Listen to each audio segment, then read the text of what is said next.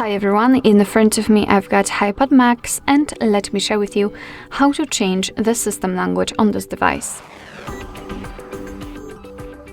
Let's start with opening the settings and then let's scroll down to the very bottom to find the system.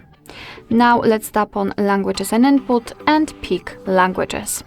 As you can see, in my case, I've got two different languages added, but that's okay. Let's start with adding new one. So let's tap on add a language, and here we've been transferred to the full list of available languages from which we can choose. So as you can see, you can scroll or you can simply tap on the search icon and you will be able to enter the name of the language you want to apply.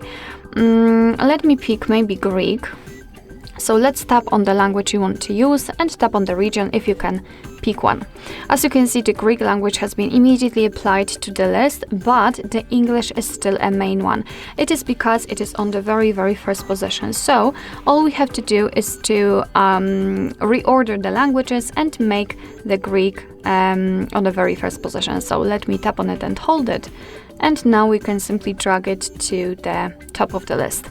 And as you can see, from now on, the whole system, the whole menu will be in the chosen language, in my case, Greek. At least I believe it is Greek.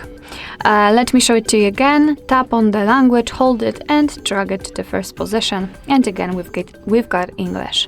If you want to remove the languages from this list, just tap on the three dots icon in the right upper corner and tap on remove. Now we can mark the languages we want to delete and tap on the trash bin icon in the right upper corner. Let's tap on remove, and as you can see, we've got only English left. Alright, so that will be all. Thank you so much for watching. I hope that this video was helpful, and if it was, please hit the subscribe button and leave the thumbs up.